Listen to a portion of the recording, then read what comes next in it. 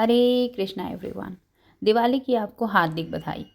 तो आज हम बात करेंगे दिवाली के पूजन की। तो आप कैसे इसे बहुत ही सिंपल तरीके से अच्छे से कर सकते हैं, कम चीज़ों में आप अच्छे से फैमिली के साथ दिवाली की पूजा कर सकते हैं।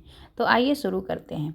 तो सबसे पहले कि आपने देखा होगा, मेरे पास चांदी के गणेश और लक्ष्मी थे, तो मैंने मिट्टी के गणेश और लक्ष्मी की मूर्तियाँ नहीं ली हैं। अगर आपने एक बार प्राण प्रतिष्ठा कर ली, अगर किसी भी मेटल का या ब्रास का हो या सिल्वर का हो, तो आपकी मिट्टी की मूर्ति लेने की ज़रूरत नहीं है हर एक साल। तो इसलिए पहले मैंने दोनों मूर्तियों को आसन दी है, माता लक्ष्मी को और भगवान गणेश को। और आपने देखा होगा मेरे घर में माता अन्नपूर्णा और भगवान कुबेर देव हैं, तो उनकी मूर्तियाँ भी मैंने साथ में रख दी हैं। अभी आप एक पाटा लेंगे और उस पर लाल कपड़ा बिछा लेंगे। तो आप कोई भी जैसे पुराना कपड़ा हो जो आप पूजा के लिए यूज़ करते हैं, वो भी आप यूज़ कर सकते हैं। अब बारी आती है कलश स्थापना की। तो उसके लिए आप एक मुट्ठी भर चावल ले लीजिए। तो आप गोविंद भोग का चावल लें, या तो जीरा राइस भी कहते हैं उसे, और उसमें 11 दिशाओं में उसे चावल को बाहर की तरफ खींच ले, तो एक फूल की जैसे आकृति बन जाएगी।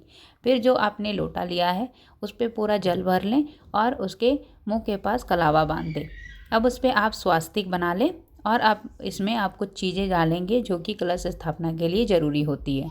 तो सुपारी आप ले लें, एक सुपारी डाल दें, थोड़ा सा अक्षत ले लें, अब एक सिक्का ले लें और उसमें हल्दी कुमकुम भी डाल दें।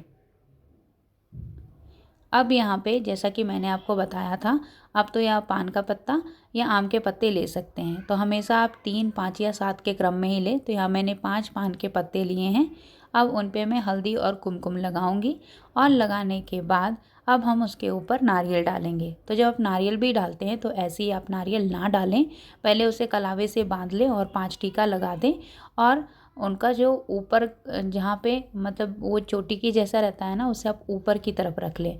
अब आप पूजा के जगह पे आप अपनी ओखली, एटीएम कार्ड, सोने चांदी के सिक्के और जो भी कैश आपके पास अवेलेबल हो वो रख लें। फिर आप 3 बार पानी लेके अपने मुख पे डालें और आचमनी कर लें और हाथ धो लें, और वो आचमनी का जल सेपरेट रख लें। अभी आप एक लोटे में गंगा जल मिला के थोड़ा सा जल रख लें। और यहाँ पे कुछ इंपॉर्टेंट चीज़ें, कौड़ी, उसके बाद है आपको यहाँ पे दक्षिणवर्ती संघ और गोमती चक्र, ये आप ले लें। ये 5-7 के क्रम में ऐसा कुछ ले लें और रख लें। मेरे पास छोटा सा दक्षिणवर्ती संघ था जो माँ लक्ष्मी को प्रिय है, बल्कि उनका रूप ही कहते हैं।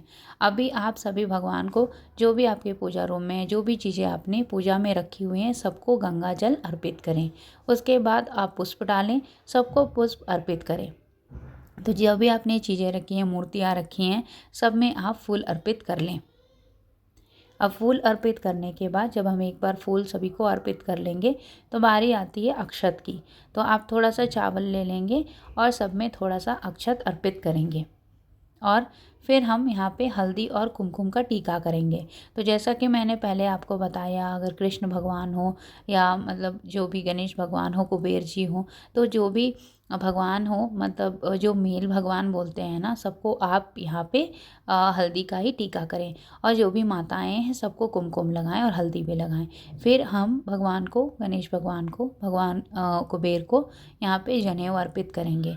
जनेऊ अर्पित करने के बाद फिर से हम एक बार गंगा जल का छिड़काव करेंगे। गंगा जल का छिड़काव जब हम लोगों ने कर लिया, फिर जो भी हम लोगों ने पूजा की सामग्री रखी थी माता लक्ष्मी के सामने रख देंगे। अब भोग अर्पित करेंगे। तो इस दिन आप जितने भी प्रकार के अनाज हो, जो भी आपका सामर्थ्य हो, जो भी आपको मिल जाए वो आप पूजा में रख दें।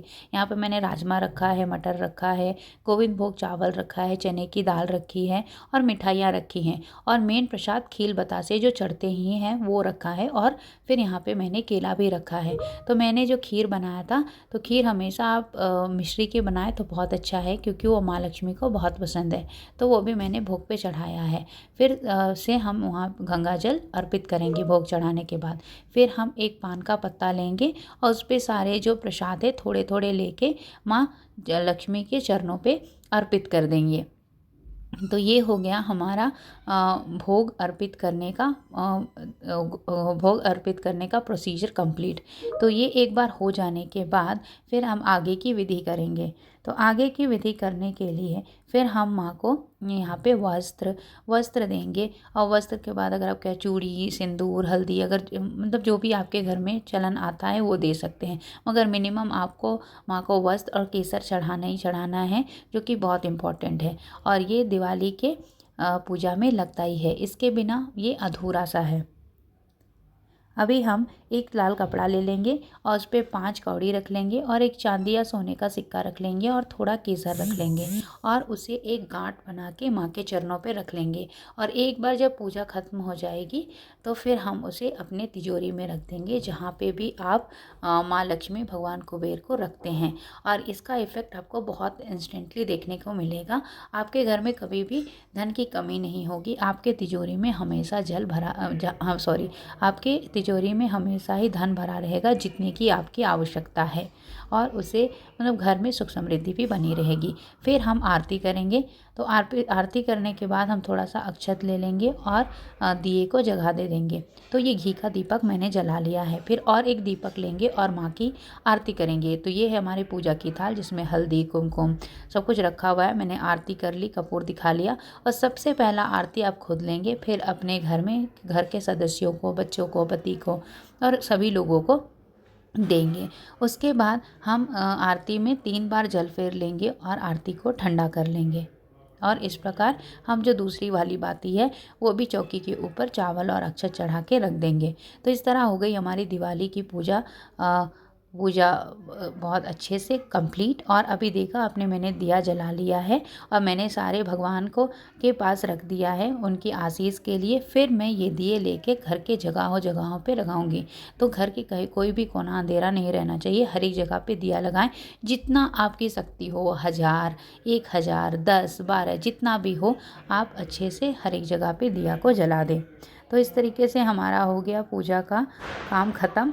तो ये देख लीजिए, इस तरह से लग रहा है मेरा पूजा का जगह। तो ये मैंने पूजा कंप्लीट कर लिया। अब मैं सबको प्रसाद देती हूँ और मैं भगवान से विनती करती हूँ कि आपको भगवान सुख समृद्धि अच्छा जीवन प्रदान करें। जय माँ लक्ष्मी। अगर आपको पसंद आई तो please like share and subscribe.